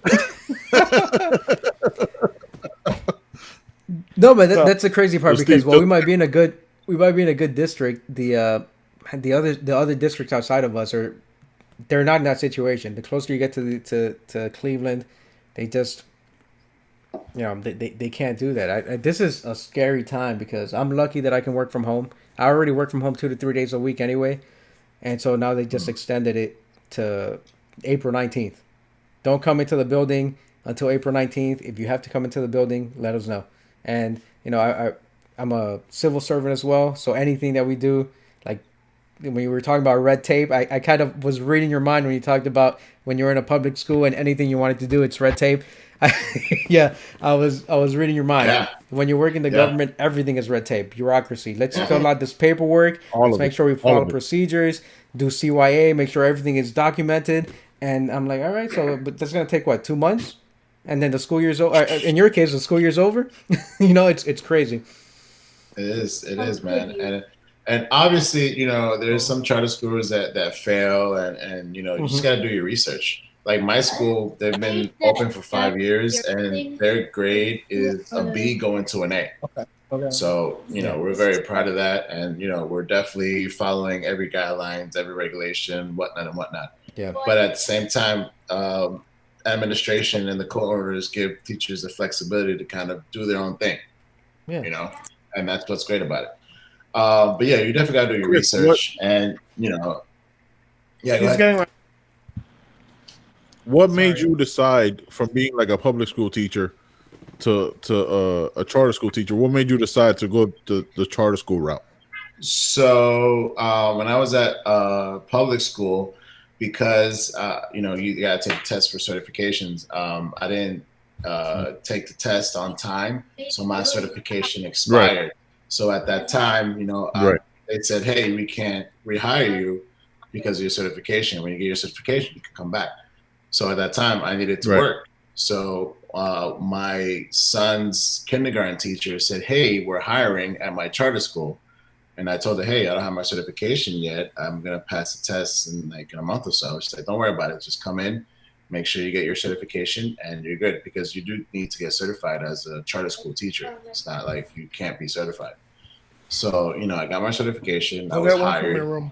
And, I haven't left ever since. And because of the flexibility and the fact that anything I ask for, I get. Supplies, any support as far as my after school club or anything, if I need laptops or whatnot, everybody give it to me. So I wasn't getting that from the public school. I'm not bashing public school at all, but at the same time, I believe public and charters should be funded equally. And I think people should have a choice of, hey, should I send my son to this public school, or should I send my son to this charter school? I don't have a problem with either of them. So I haven't done any research, right? So I'm just asking the question. Absolutely. Because you have both experiences. And I'll ask this last question because I got to go get some more ice from my drinks, right? Me too. How are charter schools funded differently? I'm sorry, real quick. Steven, are you eating chocolate, bro? Are you eating world famous? No, that's that good chocolate. That's that good chocolate. World's finest chocolate. Good chocolate. Bro, that chocolate hit different, bro. That's that good chocolate hit different. That's that good cocaine. That's that good. What is that? Is that a fundraiser chocolate? Yeah. He bought the whole box. Stop selling your son's chocolate, man. Right? Stop selling your kid's chocolate. You better go sign his receipt, man. So let me get back. So, Chris, are charter schools funded differently than public schools? Like, obviously, I'll listen to what you gotta say, then I gotta get up and grab some more ice. Yeah. Like as opposed to public schools, like I know public schools are real estate taxes. You bought the entire box. You fucking fat ass. You bought the entire box. Wow. I was Are those the same dollar bills you're going to a strip club with? Come on. Be honest. Be honest. Be honest. Hey, tell me that you're using like Clorox wipes to wipe them down before you use them. I legit never sold one of them shits. I always just ate them, bro. I never sold any of that shit. I'm not surprised. Never sold a single world's finest chocolate in my life. Not one person. And if I did, I felt bad. It was like, I don't know what happened. I'm waiting on the order. So the problem is that I was selling them. Well, my oldest was selling them, and then I go, fuck it. We'll just leave them here, and then we put the money in, and that's it. So, Chris, how are public schools funded differently than charter schools, man? Like, can you guys hear me? Do you see a? We don't want to, but we do. Yeah, we can hear you, bro. We don't want to Not sadly, I know we wish you weren't here, but you are. I'm just trying to mute it so I could yell at my kid really quick. But Wait. Get your ass to... I'm gonna put this in my drawer, and then tomorrow I'll eat it. How about you don't put... All right, I'm gonna go grab some more ice. Chris, answer that question when you can. Yeah. So, I mean, public charter schools are public funded. They get public funding. They get the Title I and all that, the Title III. Right. It's just the same thing. The only difference is that I can start a charter school. Okay. I could do an LLC. I can say, okay, because I run a private tutoring company, and I can say, you know what, my charter school is going to be named Cool to Learn Academy. Cool to Learn, baby. That's yours, right? Yes. That's the email I sent it to. That's your. Yeah. So I can say, you know what, I'm going to start a charter school. I'm going to, do the curriculum and all that. I'm going to have a board. So that's different. That's the only difference, I believe. It is public funded. They can accept donations, and we are tax exempt and all that. Mm-hmm. But I think charter schools have a little less regulation than public schools because it's to the district and all that. But they're held to the same standards. Right, academically and all that stuff. I would imagine they have to meet the same rigorous standards. So, but they're set up as what, LLCs or S corps, or they're not non-profit. Yeah, they're non-profit. Yeah, absolutely. Chris, they are not-for-profit, or they're not. They're non-profit. Yeah, non-profit. Okay. Like they have tax exempt and all that. So okay. Yeah. So, Chris, you and I went to school exactly the same time. I think we had a couple of classes together. We weren't like the closest of friends, but we were definitely cool with each other. Yeah, absolutely. He only beat you up once a week. I say no, this he with beat me all up the twice. I say this with all the love in my heart that it shocks the shit out of me that you were a teacher. Yeah, it shocks the shit out of me too, dude. I'm telling you. Dude, here's the story. So here's the story of how I became a teacher. I used to work for AT&T. I used to make fucking bank, right? But I was fucking bored with my life. I wanted to slip my wrist every time I go to work. But so me and my wife, we're living in Hallandale Beach, right before we go to Miami-Dade. Mm-hmm. And we're sitting in the pool, and I'm telling my wife, "Oh, I fucking hate my job. This is bullshit, whatever." And my wife's definitely a lot smarter than me. Right? I think all of our wives are a lot smarter than us. Yeah, my wife is definitely a lot smarter than me. So, she's listening and all that, and she's like, you're good with kids. Every time a kid sees you, they smile, you start playing with them, whatnot. Why don't you become a teacher? And I thought about that shit for a straight fucking week. I'm like, you know what? I get summers off. Fuck it. Why not? That sounds like a pretty good gig.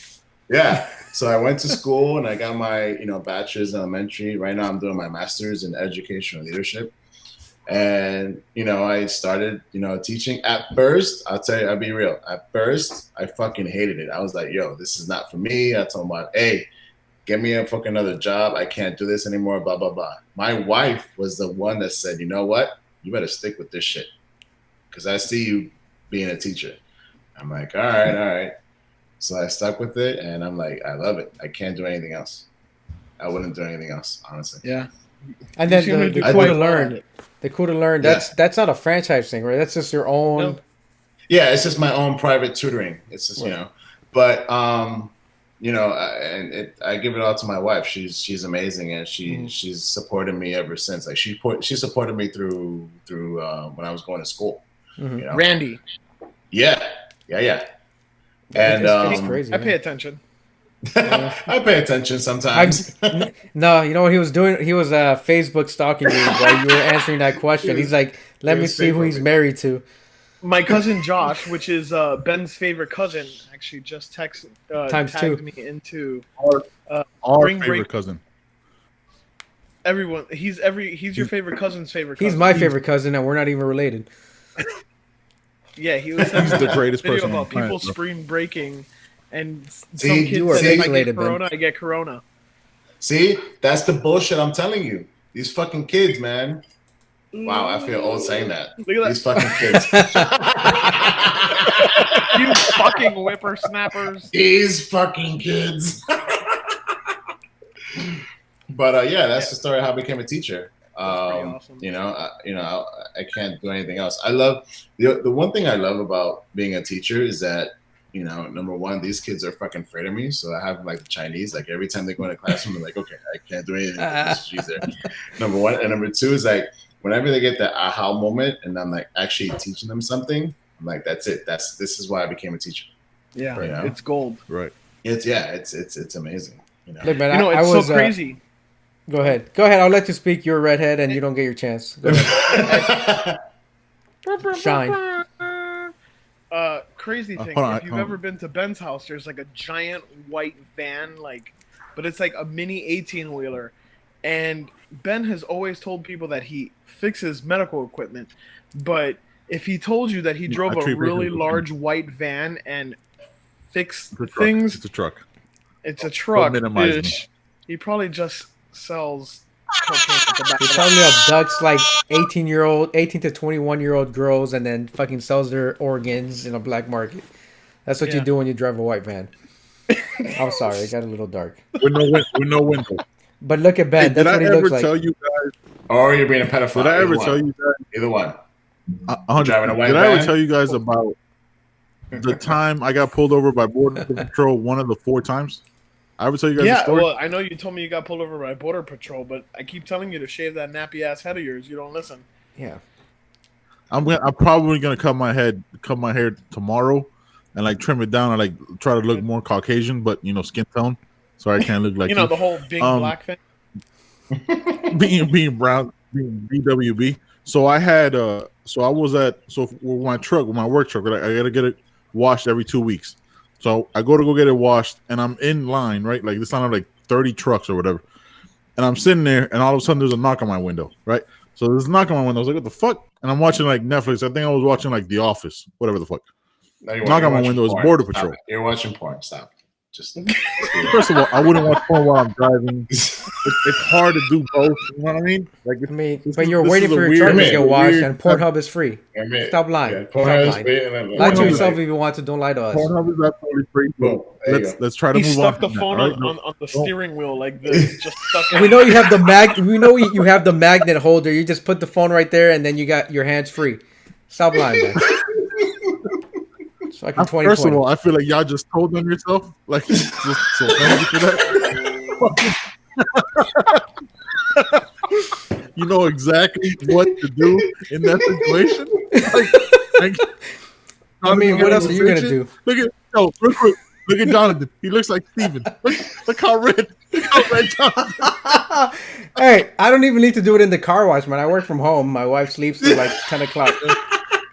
He does it at the car pickup line. That's why I'm pretty sure that if you do it at the car pickup line, that's illegal. Yeah. I'm not listening to you, motherfuckers. I got porn playing over here. Ah, there you go. Perfect.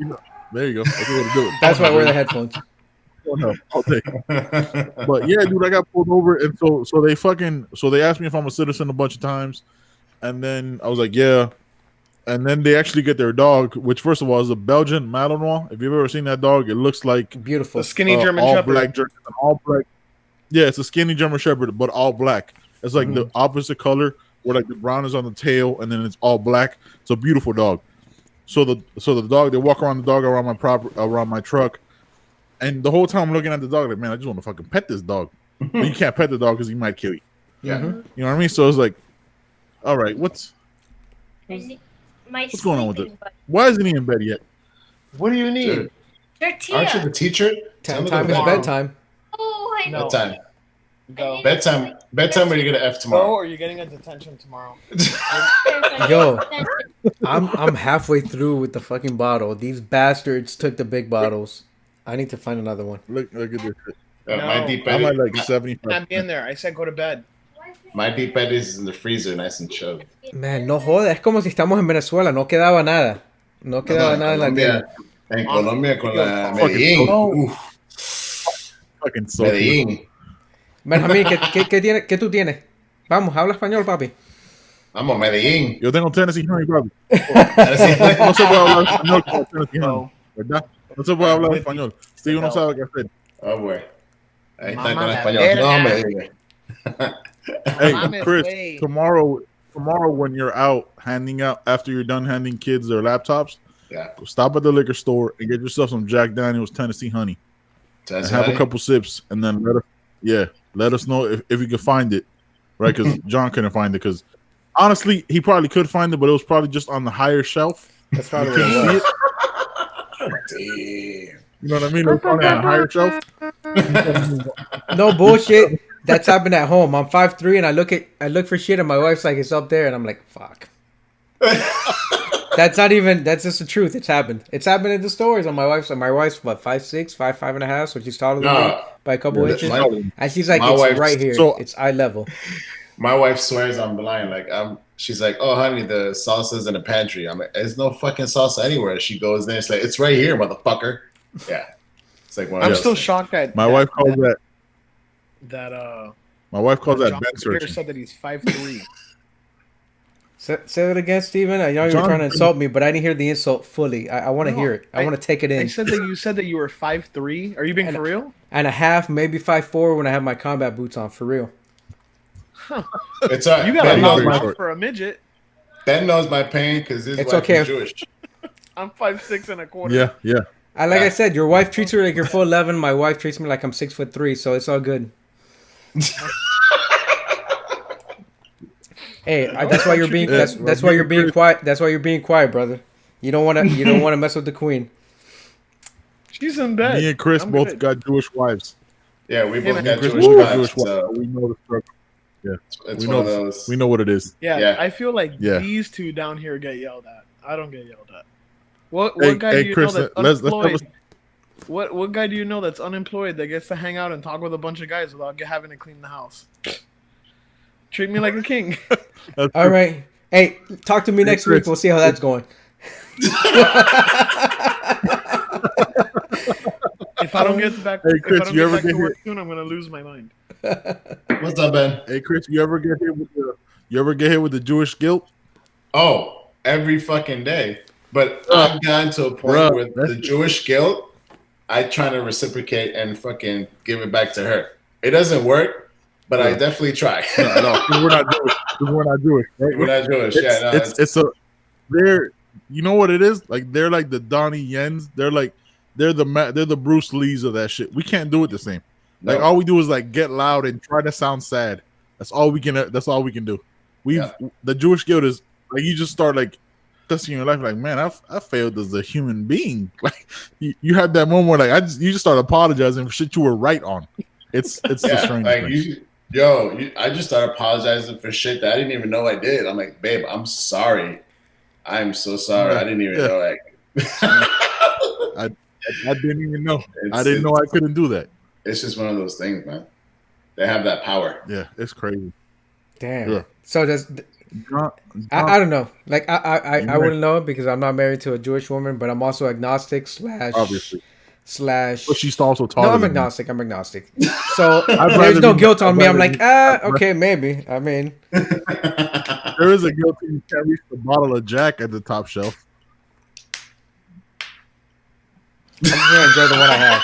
I don't have a comeback for that. Like, come on, Wait, get more creative than You've that. been the same height since we were friends. Since we were friends in fucking middle I stopped school. growing when we met in like 8th grade, dude. Like, come on, and you've come with the same joke for the past 25 years. Damn. And it still hits, right? it still kind of hurts. It doesn't hit as much as this fucking Tennessee Honey Jack is hitting though. It's deep eddies though. Did you say Tennessee Honey Jack instead of Jack? I'm sorry, it's Jack Tennessee Honey. You're right. It's definitely hitting. That's how you can tell that joke didn't hit. Because I can't even say the fucking name of the drink right. I'll do it for the next one. They say. Hey, you know what's fucked up? Like we talked about this yesterday. You know what's fucked up about this though? Like where it's made is Jack Daniel's character in Lynchburg, Tennessee. Yeah, Lynchburg. It's not a good look. Lynchburg.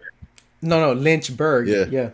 Lynchburg. Anything with the word lynch in it, right? You guys want to start in the South? You guys want to start talking about African American history on this podcast? Because this will get really dark. No, I'm not qualified to speak on that. This will get really dark. Hey, anybody did their off topic? Obviously, anybody did their 23andMe ancestry before? No, yes, I've been meaning to do that though. I did it. What did it say? I'm 43% European and 28% Native American. But I do have 0.5. I don't know if you can read there. Yeah. Jewish. Ashkenazi Jew. You're Jewish. That's one of the things that my aunt was telling me. I have family that left Venezuela and they live in Spain now. And they had kids in Spain and their kids got citizenship and they're Spanish citizens now. And there's a Jewish tribe, I guess, that Spain kind of, I guess they kicked out for whatever it was back in the day. And I had up until, I think, September of 2019, where they realized, no, they're legitimate Spanish citizens. And it's due to, like, the last name that I carry, or, the last name that my mother had or her father had. And, I mean, I can't get that citizenship now because of what I do for work anyway. So I couldn't claim that Spanish citizenship. But what's that? You talking about prostitution? The fact that you sell your body to older men? Camboy. No, not older men. All right, 35 to 45-year-old white collar professional men. All right, we gotta get this shit right. They pay top dollar. All right, I got a tight ass. That's why I do squats and deadlifts. Prostitution. Let's sidebar that for a minute because I want to ask you guys a question. All right, go ahead. I'm like Martin. If you remember Martin in this special like 20 years ago, what would he say? Or his mother would tell him if he went to prison, you gotta clench and snap. Clench and snap, motherfucker. Break that shit off. So, I mean, a lot of Latinos in Spanish probably have some, Jewish, is a religion, but 23andMe says it's kind of an ethnicity. Mm-hmm. So a lot of Latinos and a lot of Latinos in Spanish can be Jewish because of the Spanish Inquisition back in the day. Right. And I mean, I think that's what it's related to. And when I visited my aunt in Spain this past summer, we spent a week in Spain, and she was telling me about it. And, I was curious about it, but the more I looked into it, I really couldn't claim my Spanish citizenship because of what I'm doing now. And there was a deadline to it. They said you have to do it by September of 2019 or else, you lose that option. Now, my plan is to retire 10 years from now. And if I retire from work 10 years from now, if that won't be an option for me, but I'll still look into it. I'll see what I can do because I can't do it really realistically because of what I do for work. I can't do it. I can't claim it. Right. Can I claim an exception 10 years from now? Who knows? It's worth a try. Right. Because the plan is to retire in Spain or Panama or anywhere but the U.S. Not that I've said this so many times, and it's not that I hate the U.S. because everything I've done and I've accomplished it's because I've been a citizen of this country. I left Venezuela when I was 6 years old. Last year, I showed my youngest son a tape of not a tape. We're watching CNN and Fox or pretty much every news outlet. Where what? Did you have a beta, Michael? Did you set a tape? Yeah. Okay, hey, that's why I kept going. I'm ignoring you. Let me mute your fucking mic right now. Beta Max. No, we were watching the news and there were no. Hey, no.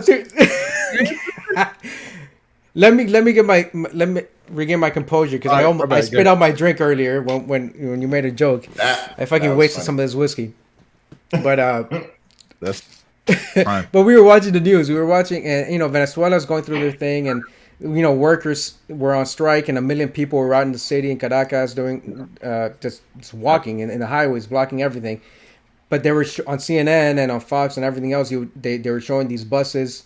The fuck is this? Let me focus. Let me just black out his screen, or I can't focus. Your breath stank. But there were buses were being lit on fire. Like Molotov cocktails are being thrown at these buses in this little town in Colombia, Cucuta. And that town was 30 minutes from where I grew up in Venezuela. And I left Venezuela when I was 6 years old, 6, 7. But I used to go to that little town. We would cross the border. I mean, it was normal, open borders. You just go to the supermarket, come back, because we were that close. It was a 30-minute drive away. And I have Colombian family and all that stuff.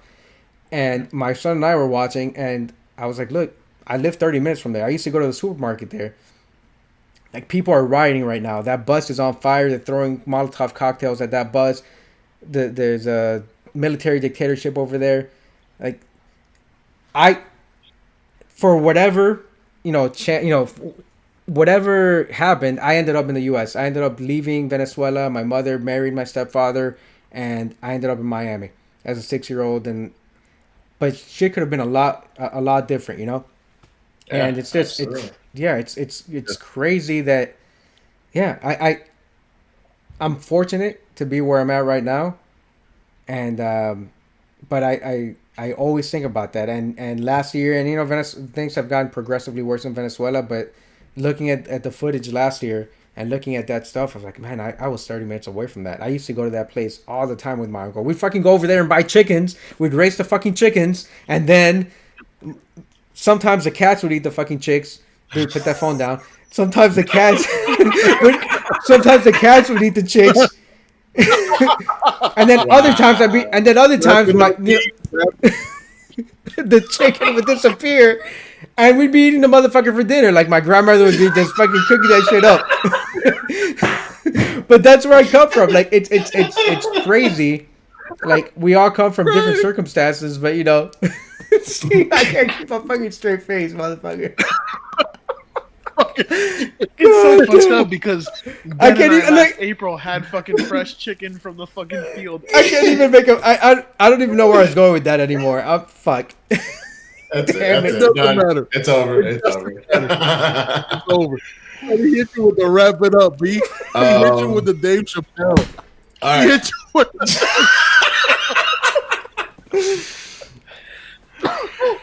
Let me not waste this fucking Jack. Hold on, I can't throw this. I can't spit this shit out. Right. Let me. Episode 105. All right, let me recover. This is episode 105. Let's recover. I don't give a fuck. In all seriousness, anywhere, like, if we don't post it, because this has been my favorite fucking podcast. Steven just hit you with the wrap it up. Damn. I was when he put that up, I was kind of expecting you to just hit the horn. I was expecting you to just hit me with the horn as well. I'm surprised it didn't come. All right. So back to prostitution. Back to prostitution. Back to prostitution. Yeah, so, I was a 6-year-old prostitute in Venezuela. I think that's what I was trying to get to. Wow. That's how you became. Yeah, no, I'm a prostitute now. That's how I pay the rent. Anyways, so did you listen to the news that Andrew Gillum was caught in the Miami Beach hotel? Yep. With 2 other male prostitutes. And were they prostitutes? One was a prostitute, and his email, no lie, was honeyhammock@gmail.com. Honey hammock. No. And there was meth in the room, right? There was meth in the room. Yeah. You overdosed on meth. This was almost our governor. Can you imagine? No. I mean, man, I voted. Nobody's perfect. I voted. Nobody's perfect. Like, listen. I've made a lot of mistakes in my life, but hindsight being what it is, he would have been a terrible governor, bro. He would have. Like, Ron DeSantis has done his fucking thing, man. Like, yeah, I went off that thing where he said, like, monkeying it up, and I went off that. But dude, like, Andrew Gillum would have been an absolute and utter embarrassment, son. Like, it would have been like he got like so. This is the story, right? This is what I read on like New York Times or some shit. He was in the bathroom throwing up because he was like drunk or whatever, right? And there was a dude that overdosed on meth, and then they called the cops. First of all, right? I've known Steven my entire life. Chris, I've known you since middle school. Steve, we went to middle school together. Back up. Not because you're ugly as shit, because I can only see like your eyes and your nose, and you're too close to the camera. Oh, there you go. And you're too close to me, man. All right, back up. So, and then John, I've known you for what 25 years, right? About yeah. At 5 years, 3 inches. At no point did we know any fucking person that did any kind of crystal meth. No, like that's just not a situation you put yourself in, bro. No, I don't know like, anybody. That dude is first of all, his hairline is spray painted, right? Like his hairline is LeBron. Like it's not real, right? Andrew Gillum's hairline is fake as fuck. Yeah. Yeah, I mean, but, dude, you would be able, you can kind of, you would know, right? You guys go to the same place to get your plugs. Whoa! Oh, shit. Listen, let's. I go to a barber. You go to a hairstylist. Yeah, I go to a hairstylist because I have hair. You go to a barber. I mean, call it a barber, whatever. No. Dude, you get hair plugs. You can't afford they're not hair plugs. They're spray paint. You go to Hims. He can't afford. He can't afford. I will shut you down. I will shut you down in this bitch. I mean, you can because I got the software. I got the software. I control everything. I'll shut you down. No. You know what? You're right. I apologize. I take it all back. I accept it. Is he still awake, bro? Kingston, go to bed. Kingston, give him the 2 pieces of soda. He changed clothes, bro. He changed clothes. Listen, dude, is he about to go scuba diving? He's got like a damn wetsuit on. Yeah, it's cold over here. You're wearing one. I'm having a bad day. As a teacher, I'm gonna give him attention. Yeah, there you go. That's a real teacher right there. I see. That's a real teacher. What do you mean? Let me see. What do you think? He has a teacher's face? Oh, wow. There you go. Like father, like son. That's way too. I'm gonna have to. I guess I'm gonna have no other choice but to. Hold on, if you just give me 1 second to pop this up here. I'm gonna have to wrap it up. See, I don't have that luxurious hair. I have to whip this kid. See, look, I have like kind of like boom. I mean, look back here somewhere. I'm sure it's thin. Yeah, it's not what it used to be. It's getting light, gentlemen. Yeah. So. Yeah, I told my wife, look, if I ever start looking like Ben, just tell me to shave my hair off. Just tell me to shave it off, and I look like Steve, and I'm good. And then I'll still be a man, and I'll be proud, and I won't be pretending to be someone I'm not. Oh, that's what we're doing now. Listen, I'm the founder of this shit. You're the co-founder. Don't disrespect. I mean, at least my jokes are original. You keep coming with the same 5'3" joke for the last 25 years. You gotta come harder than that. So. All right, I got a new one. You gotta come like D-Wade in the paint. Are your feet swinging? No, almost. A little bit, right? Almost, because I had to lift it all the way up. But look, you know what? My son who's speaking of which, Javi, who's short. Javi, who's short, because I'm his father. Hey, Steve, you have nothing else to do tomorrow, bro. You literally have nothing. This is the highlight of your fucking day. Right? Say, wrap it up to me one more time. I will drive up to Georgia. This motherfucker's gonna be watching this show on repeat tomorrow. After, while he's teaching his kids. Day, hey, yeah, Javi, who's gonna be who's short because of me. I told you, right? Your kids will learn something. He came to the house after he went to his doctor, his follow up or his yearly checkup, and he was excited. I was at work that one day, and he goes, "Dad, guess what?" He goes, I said, "What?" He goes, "I'm gonna be taller than you, 5'6", and I'm like, "Who the fuck is excited about being 5'6"? But I'm not 5'6", so I would be excited about being 5'6". And then I think during one of the shows he did this shit to me right here while we were filming. He just, the chair, these fucking chairs have this adjustable lever right here, so he just did one of these while we were filming. Whoop. And I was like, "Yo, come on now, I'm conscious about that shit." Oh man! So even he was more original than you with his fucking jokes. Is what I'm trying to tell you, a fucking 11-year-old. The only originality Ben has is that case of herpes. Yeah. Hey, man, Dude, I are you? told that in Hey, Ben, confidence. are you wearing a turtleneck or do you need to fucking shave that beard? No, it's because I don't have much of a neck. I don't have much of a neck. I told you it's a sensitive. That's hey. I Look, you know told what? you, I'm gonna cancel this. I'm sensitive gonna subject. I'm just gonna stop recording right now. The podcast's over. We're gonna finish on that note. No, I'm just Don't kidding. bring that up. Hold on. I only have one more picture for you. neck. This is all the space I have. Don't listen. I don't have any space at all. Like I can't go to the airport because they're fucking just TSA will fucking just drop me right now. Exactly. Yes.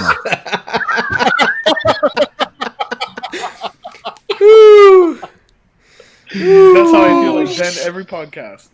Oh man. Yo, man, this is honestly this has been a good fucking time, bro. Oh, yeah. It has, I don't man. even know how long we've gone. Like we've gone way over time. Like we thought Longer this than would be you've like ever an gone hour. before. What are we at Hey, right now? but John, can you see? just think, hey, but to be sure and to be fair, right? Because we have to be fair. We have to be fair and impartial in the short? show, right? We got to be fair and Be impartial short in the or show. to be fair? Who is that right there? Who is that motherfucker right Steven, there? right? You would Steven, think that's it's Steven, right? Steven, Wearing that look Make at the America screen, Great. Steven. Look at your fucking. Look at yourself.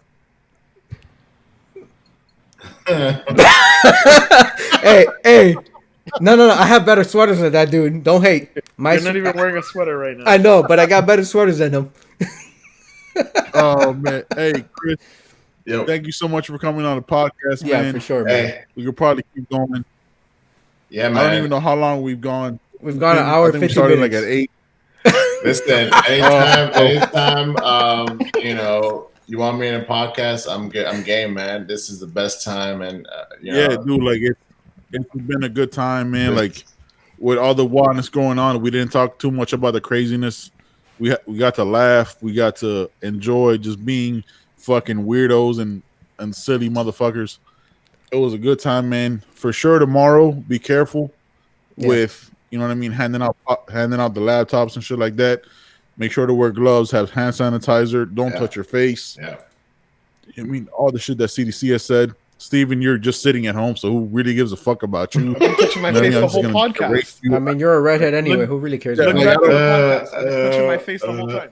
Hey Steven, you ever realize you look like you look like a used eraser? Have you ever thought about that? Like you look like the eraser shavings on a test on a Scantron. You ever thought about that at all? No, nothing. All right. Can't draw it anymore. Hey, you look like a former KKK member who realizes, you know what? Black people are okay. When Ben talks to me and he insults me, I just see this guy. Wow. Damn, I mean, I thought you were gonna come with something like from like what was that movie Congo with Cuba Gooding Jr. The silverback gorilla. I thought you were gonna give him more credit than that. He's a Down If syndrome. anything, I'm a gorilla, right? Don't disrespect me as an orangutan. If anything, I'm a gorilla. There you go. I'm a gorilla for sure. Like you're like orangutans are the redhead. There we go. Perfect. Yeah, there it is. That's a chimp, son. That's a chimp. That's you, a Google chump. fucking gorillas, not chimps. You're a chump. Okay. I'm gonna somebody look I'm up- gonna drive to Nowhereville, Florida, and I'm gonna put these paws on you. I'm gonna give you the 3-piece Minnesota. Damn, that's too many punches for you, man. I don't know if you got that kind of cardio. That's I don't know if definitely you more got than that. you. It's been a while since you've That's gotten a up that given. chair. Well, It has, son. I got up to piss and I pissed for a good 45 minutes straight. There we go. Thank you, Chris. Thank you. Look at that. That's me, son. that's The only one That's powerful. That's 100%. That's me. powerful right there. That's a. I want to powerful- thank the only Look at person this who's not a motherfucker. dickhead in this podcast, and that's Chris. Hey man, this has been an amazing podcast. I've laughed, I've cried from laughter. Jonathan got the little bottle of Tennessee Jack. Chris, for sure, get that shit tomorrow. Be careful with dealing with kids. Yeah, I don't even know what you're showing, bro. Nobody cares what you have to show, Jonathan. Nobody cares, bro. Nobody cares. Oh wait, I didn't have Let's it bright just- enough. let's My just bad. move on. There it is. Perfect. There I'm you trying go. to give you some credit. All right, What did I do? you don't throw shit at I want to people. apologize for choosing him as my co-host. It was just kind of default. He was there. You know what I mean? Like it is what it is. So you guys can come on whenever you want, man. We could talk the same shit again. We did almost 2 hours of this shit. Who knows? I enjoyed every second of it, man. I've laughed. I've enjoyed it. I thank you so much. Chris, get that Tennessee Honey Jack, bro. Yeah. Next time you come on, this is what we gotta drink. Yeah. Steven, I know you don't drink. Ask Heidi for permission. You know what I mean? If you can buy actual liquor. Yeah. Ask Kingston for permission, because from the looks of it, I think he's running that house. So ask both of them. Ask him for the money. It's okay. But guys, thank you very much for thank you very much for making me join. Anytime you want to do a podcast, please, I would love to come on. It's great, just shooting the shit, just laughing in this time. It's good to get away from the craziness, bro. Yeah, it's good to get away from the craziness. Absolutely, I would love to join again. So whenever you want me on, I'll be there. Just send me an invite. I'll definitely be careful tomorrow. And I think we now, especially at this time, we need this laughter. We need to share this with everybody. We need this laughter. We need this, just kind of stepping away from kind of reality, because right now reality is not looking so great right now. Yeah, man. That's what it comes down to, right? Like sometimes you can make drama, you can make the worst of it, or you can kind of make light of a bad situation. And that's what we're trying to do, just kind of shoot the shit. We talk some serious subjects, and this is the first time you and I have talked. We didn't even really do a real introduction in the pre-show. We just kind of started talking, and from the almost 2 hours that we've talked, I've realized that I fucking wasted my time being friends with Ben. Like, I should have been friends with you. I don't know what the fuck I was doing being friends with Benjamin for the last 25 years. All right. Okay. All right. Wow. And Steven is not coming back in the show. This dude is a fucking redhead. Like, yeah. I'm the new fucking co-host, bitch. This is the man chatter, not the bitch chatter. 2 pieces and a soda, man. No, man. Hey, it was a good time. I'm good. Ben, you got anything else? If that's it, we're good to wrap it up, man. Hey, detention tomorrow. Detention tomorrow. Kingston, you got detention tomorrow. Detention tomorrow. Yeah. There you go. Yeah, he put him in that choke. Listen, I think that's good. We're out. That's a good choke. All right. If you do the choke, you're out of detention. All right. So I know it got violent at the end of the show where Kingston put Steven in I think a Darcy choke, and he might have transitioned to a rear naked choke. I don't remember. I was 3 or 4 glasses of Jack Daniel's Tennessee Honey into the show, so I could be misremembering things. All right. But just so everyone knows, Steven is alive, I think. All right. Kingston didn't kill him, because at the end of the day, we know Kingston needs his daddy to be around. All right. And I know Steven is a redhead, and I know how much everyone despises redheads, and I was doing my best to rid the world of redheads, but I can't, in my right mind, in good conscience, rid the world of Steven being a redhead and all, knowing that I'd leave Kingston without a daddy. So Steven is alive and kicking, and as long as his wife didn't beat the shit out of him, he should be all right.